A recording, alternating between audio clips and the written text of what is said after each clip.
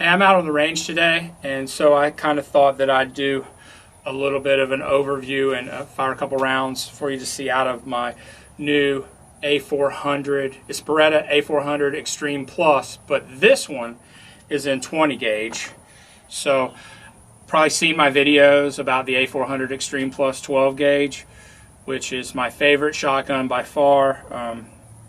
Got Benelli's and Super Black Eagle 3 specifically is the one that I went out and got, but actually don't like it as much for many reasons. But one of the reasons is that I find that the A400 Extreme Plus is just basically bulletproof, no matter how rough I treat it, out in the rain, don't clean it, it just keeps cycling, and it cycles reliably. I also think that it handles recoil a little bit better. I don't know if it's because it's a gas gun or because of the kickoff system here. I know the Benelli has its own system, but this one seems to work better for me. I also don't think that taking apart and cleaning a gas shotgun is that much more difficult than cleaning an inertia-driven shotgun. When you do clean it, I can take this gun apart, completely clean it, and put it back together, and I mean everything, even down to the trigger, fire control unit, in under 30 minutes. So I don't think that it's that big of a deal, really and truthfully. So why did I get a 20 gauge? First of all, let's talk about the differences, and I wish that I had the other shotgun here with me. Maybe I'll do a tabletop where I actually have them both there. This is a Max 5 camo pattern. I have it with a 28-inch barrel. Now I have an A400 Extreme Plus and 12 gauge with the same camo pattern and the same 28-inch barrel. The same 5 choke Optima HP choke system. It's the same gun, just this one's in 20 gauge. But they did make, this is a new offering, so they did make some changes to it. So what are some of the changes that they made? Well, first of all, this one does not have the B-lock on it. You actually, so the 12 gauge, you just, all my A400 Extreme Pluses, I have a few of them in different camo patterns, right? And different barrel lengths, so it's not just the camo pattern's different. I got them in different barrel lengths, but it's just a half a click here, pull it off, right? This actually, you have to spin it off, right? So it's just like a normal, but I don't find that to be that big of a deal. It still is plastic. I sure do wish they'd have made this out of metal. Maybe some kind of weighted system where you can add weights to it and remove weights from it, but definitely the shroud needs to be metal and not plastic. So I'm going to have to order, I have to look and see if they even make them yet, but I'm going to have to order a couple of additional ones like this to keep in the safe just in case. So that was a change. You have to spin the whole thing off. And then the loading part, so it still has the same fluorescent follower, easy to see, but now instead of this piece being flush here, it's kind of sunk in. And I was told that that was because of they wanted more of a competition loading port where this wasn't in the way.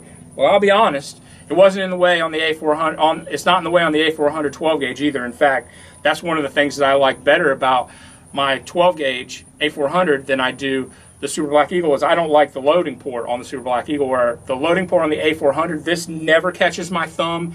Even if I've got gloves on, it's nice and rounded. It just, this wasn't broke and didn't need to be fixed. So not sure that, and your mileage may vary, not sure how much extra speed you're going to get out of this being recessed a little bit. I don't know. So that was a change they made that I don't like. I also don't like the fact that they don't have the B-lock on this shotgun. So they should have left well enough alone and just made the A400 12 gauge in 20 gauge. But that aside, everything else is the same. Oh, and this is only 2 in the magazine, 1 in the chamber max, whereas with the A400, if you push the plug out, you can hold, 5. I think I can hold 5 in the magazine of 2 3/4 in the A400 12 gauge, where this is only 2 in the magazine, and there's no other plug yet. Maybe there'll be an aftermarket plug or whatever. And that's a little bit different to take out of this gun too than it is on the 12 gauge, but it's actually easier on this gun than on the 12 gauge with removing the magazine tube spring. This is easier. You don't have to have that crazy tool. You just there's just one button you push and pull it right out. You know, pull the spring and the plug right out. So this is actually easier to take apart the magazine tube and clean it out. I do appreciate that because that's where a lot of junk. If junk gets anywhere, that's where it gets in, from jamming sweaty shells from my pocket, which have dirt on them, into the magazine tube, right? All right, so what's the point of a 20 gauge? Well, this gun is narrower on the grip by far. It's a little bit narrower here where I hold it. It feels way lighter and more maneuverable. The length of pull on this is a little bit shorter too, I believe. When I stand it up next to the 12 gauge, it's a little bit shorter. And it's not the barrel, because the barrel is still 28 inches. So this is a handier gun. Also, the other thing that I was thinking, so when I'm walking around shooting squirrels and rabbits, I'd rather carry this when I'm not carrying a 22 or something. I'd rather carry this than the 12 gauge shotgun, because this is just lighter.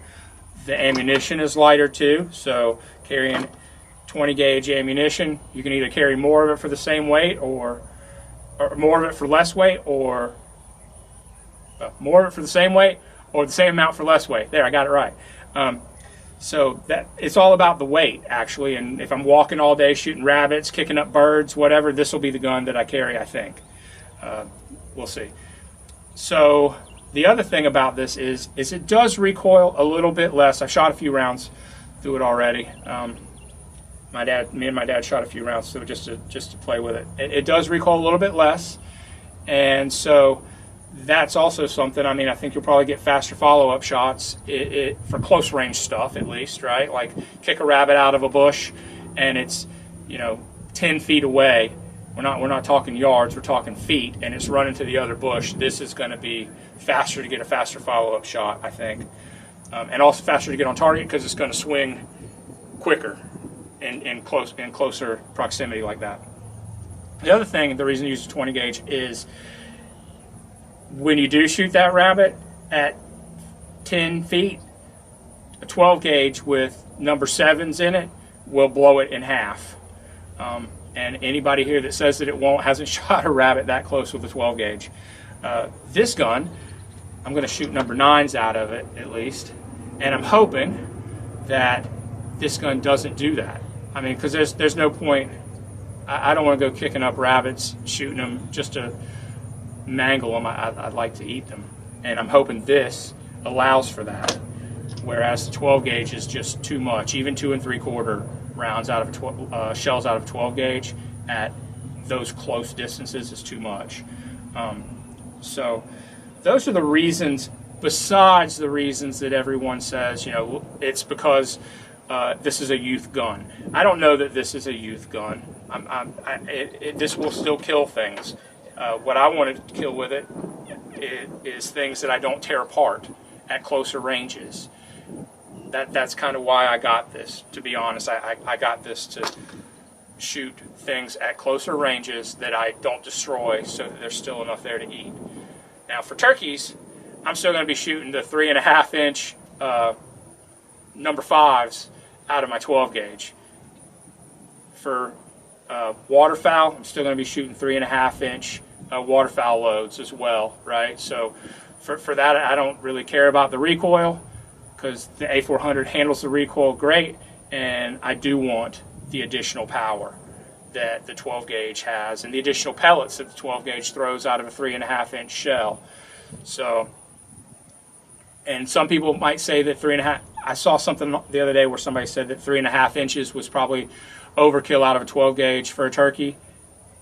I want to shoot as many pellets downrange as hard and fast as possible. So if it costs a couple dollars extra, and if it recoils a little bit more, the bird deserves that, actually, right?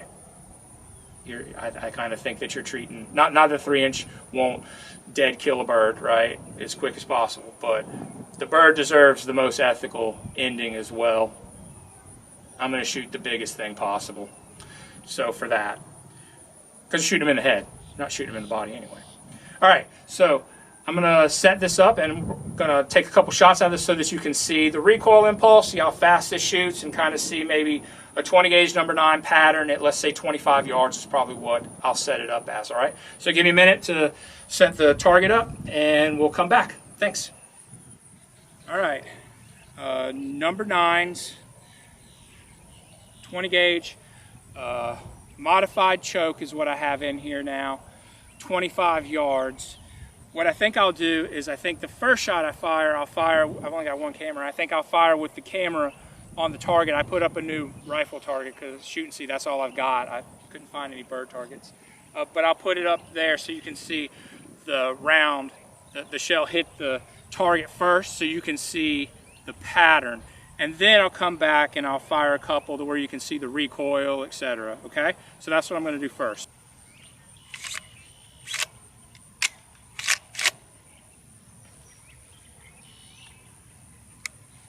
Here we go.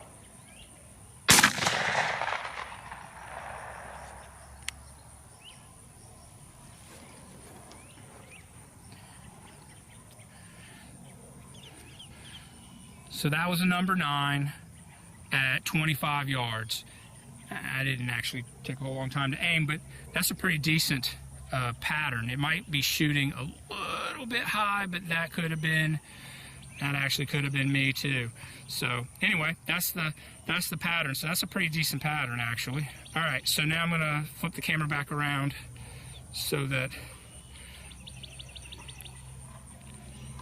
you can see the recoil of the shotgun and how that works.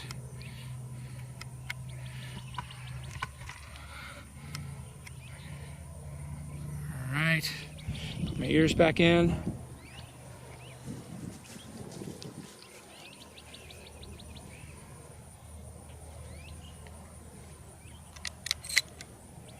So I've got 2 rounds in here. I'm going to go ahead and fire them both so you can see how it handles recoil.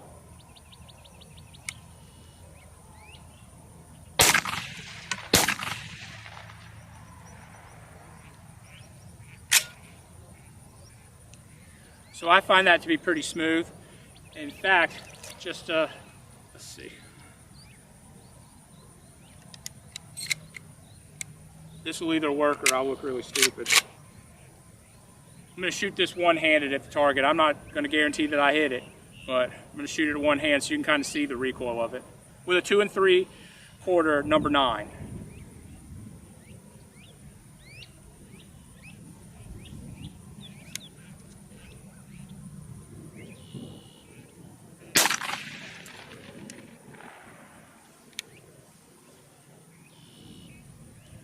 Believe it or not, I hit it.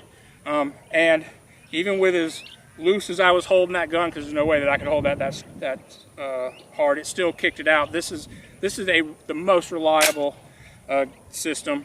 The system on the A400 is really reliable. And I didn't do that so that you could see how strong I was shooting the shotgun. 2 things. 1, how would it handle recoil with really no pressure on it?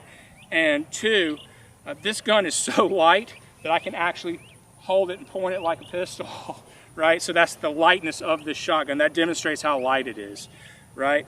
So, okay. That's the end of the range piece. I'll give some final thoughts on this shotgun and then we'll wrap it up. All right, so conclusions on the A400 Extreme Plus in 20 gauge. This isn't going to replace your 12 gauge, right? There are things that you're probably going to want to have a 12 gauge for. Could it replace your 12 gauge with TSS loads? I'm sure it could, right? I don't want to let people think that I don't believe that you can kill a turkey or waterfowl with at reasonable distances with this, that you can't do it with this shotgun if you're shooting the right ammunition, and TSS makes a lot of things possible. But I shot a turkey this year with the TSS out of my 12 gauge, worked just fine, and then I realized that that was the last TSS shell that I had, and then I went back to order some more, and the ones that I was using were gone because they're seasonal runs only. So for $15 a shell, which I don't necessarily care about, because you want to be an ethical hunter at the distance that you plan to hunt. But I do care about not being able to get a sizable quantity of them whenever I want, because patterning, practice, this is a perishable skill. You even have to shoot your shotgun, right? I mean, you have to practice, and if you don't have the ammunition to practice, then it doesn't matter, right? So that's why I switched away from the TSS, was because I couldn't get any more, and I didn't want to be in a situation where I wasn't able to get ammunition for my shotgun. So you can, but this gun here is going to shine, I think, in kicking up birds, long hikes because of the weight, close, fast shots because of how maneuverable and handy this is. This foregrip is just so thin and easy to hold on to. It's just this gun is so nimble. It makes me smile. This gun is really nimble. Gas system is awesome, so you're going to be able to shoot as fast as you want out of the shotgun, as fast as you can pull the trigger. Oh, the other thing, this trigger is different than the A400 trigger that I have, which I have for 12 gauge, which is more flat. This is more rounded. This is actually a more comfortable trigger shoot. I know that might be a small thing, but this is round, and this is a really comfortable trigger. Fast shots on small animals like rabbits and squirrels that you don't want to blow in half with your 12 gauge. Even shooting 7s, 8s, and 9s, 12 gauge at a certain close distance is just, it's too much to ensure that you get to eat what you shoot. And we're out here killing things, but we're not out here killing things just to throw them in the bushes or just for the sport of it, right? We're out here killing things to put food on the table. That's what hunting is. If you're not doing that and you're just shooting things, stop watching my channel, first of all, okay? And you should probably take a close look at yourself. Anyway, that's the end of what I have on this gun. I like it. There's definitely a place for a 20 gauge in your arsenal, and there are a lot of good reasons to have this other than for a youth shooter. Oh yeah, and they're great for... All right, please subscribe to my channel if you do enjoy content about hunting, guns, and I am going to start putting hunting videos up as soon as deer season starts. I've got my camera system worked out between the GoPro and the camera that I'm using now, so I will start to be able to shoot some hunting videos, and I'm going to start with deer season. So please subscribe if you're interested in that stuff, and as always, have a great rest of your day. All right, thanks.